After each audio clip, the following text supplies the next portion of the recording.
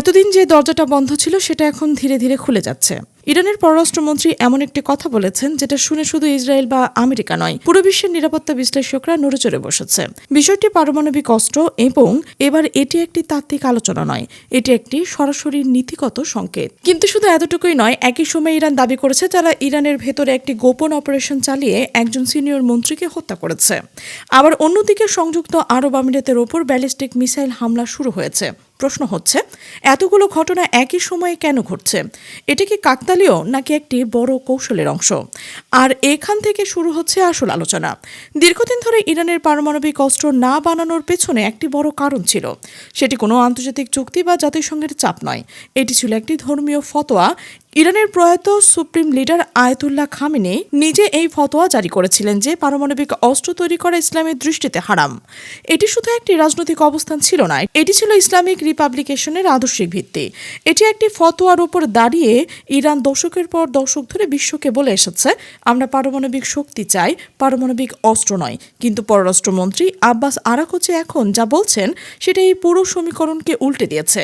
তিনি স্পষ্ট করে বলছেন সেই ফতোয়া ছিল আগের সুপ্রিম লিডারের, এখন নতুন সুপ্রিম লিডার ক্ষমতায় এবং এই বিষয়টি চূড়ান্ত সিদ্ধান্ত তার। এই একটি বাক্য কেন এতটা বিপজ্জনক সেটা বুঝতে হলে একটু গভীরে যেতে হবে।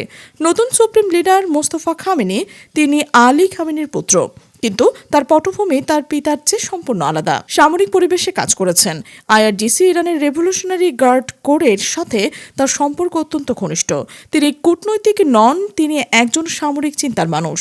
আর এই ধরনের নেতৃত্ব যখন পারমাণবিক অস্ত্রের সিদ্ধান্ত নেওয়ার ক্ষমতা পায়, তখন বিশ্বের উদ্বিগ্ন হওয়ার যথেষ্ট কারণও রয়েছে। বিশ্লেষকরা বলছে মোস্তফা খামেনি ব্যক্তিগতভাবে আগেও পারমাণবিক সক্ষমতার পক্ষে ছিলেন, কিন্তু তার পিতার ফতোয়া এবং কর্তৃপক্ষের কারণে সে অবস্থান প্রকাশ্যে আসেনি। এখন সেই বাধা আর নেই। আর এটাই সবচেয়ে উদ্বেগের জায়গা, কারণ ইরান ইতিমধ্যে ইউরেনিয়াম সমৃদ্ধকরণে 60% পর্যায়ে পৌঁছে গেছে। অস্ত্র তৈরির জন্য দরকার 90%। সেই ব্যবধান প্রযুক্তিগতভাবে খুবই ছোট। বিশেষজ্ঞরা বলছেন ইরান চাইলে মাত্র কয়েক সপ্তাহের মধ্যেই সেই পর্যায়ে পৌঁছে যেতে পারে। কিন্তু এখানে বিষয়টা আরও জটিল হয়ে যায়।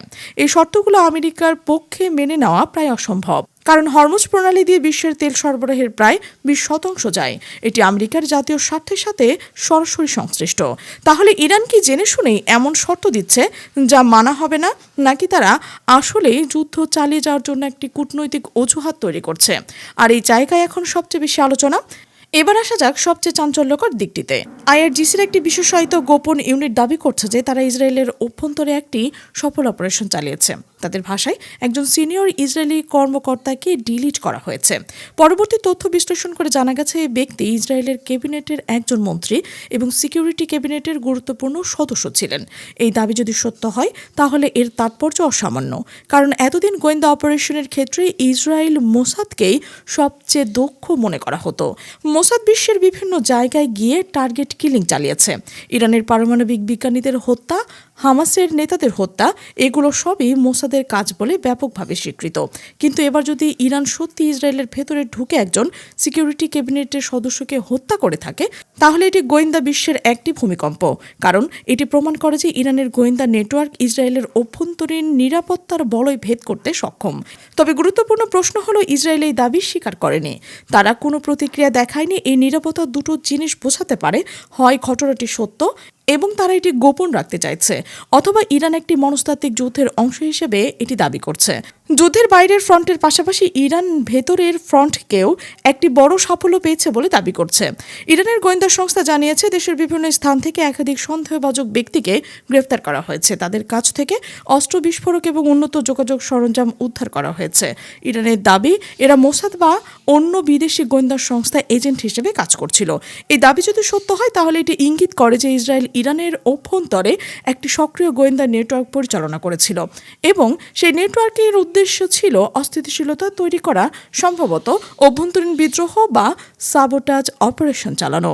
ইরানের আগেও একাধিক নিজেদের পারমাণবিক বিজ্ঞানীদের হত্যার জন্য মোসাদকে দায়ী করেছে। 2020 সালে শীর্ষ পারমাণবিক বিজ্ঞানী মোহসেন ফাখরিজাদেকে তেহরানের কাছে একটি অত্যন্ত পরিকল্পিত অপারেশনে হত্যা করা হয়েছে।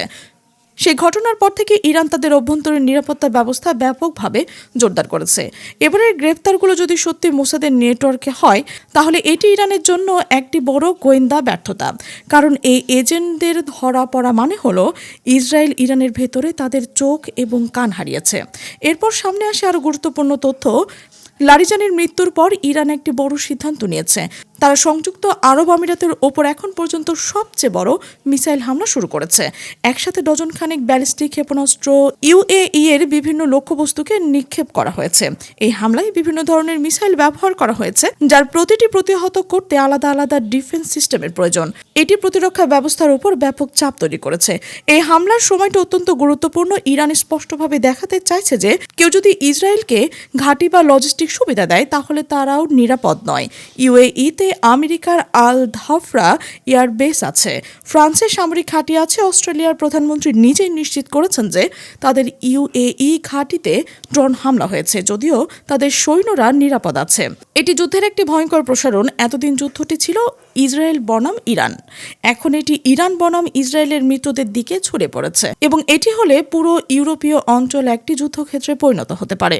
অন্যদিকে জাপানের প্রধানমন্ত্রী স্পষ্টভাবে জানিয়ে দিয়েছেন যে তারা হরমুজ প্রণালীতে কোনো সেনা বা নৌবাহিনী পাঠাবে না। জাপান হরমুজ প্রণালী দিয়ে তাদের তেল আমদানির একটি বড় অংশ পায়। তা সত্ত্বেও তারা সামরিকভাবে জড়িত হতে রাজি নয়। এটি আমেরিকার জন্য একটি বড় কূটনৈতিক ধাক্কা, কারণ আমেরিকা চাইছে তাদের এশীয় মিত্ররা এই সংকটের পাশে দাঁড়াক। আপনি হলে জাপানের এই অবস্থানকে কিভাবে দেখতেন কমেন্টে জানান। এখন সবকিছু মিলিয়ে যে ছবি তৈরি হয়েছে সেটা অত্যন্ত উদ্বেগজনক। ইরানের পারমাণবিক ইঙ্গিত কি শুধুই কূটনৈতিক চাপ, নাকি তারা সত্যিই সেই পথেই হাঁটবে? আপনার বিশ্লেষণ কমেন্টে জানান। ভিডিওটি গুরুত্বপূর্ণ মনে হলে লাইক করুন এবং শেয়ার করুন। দেখা হবে পরবর্তী আপডেটে।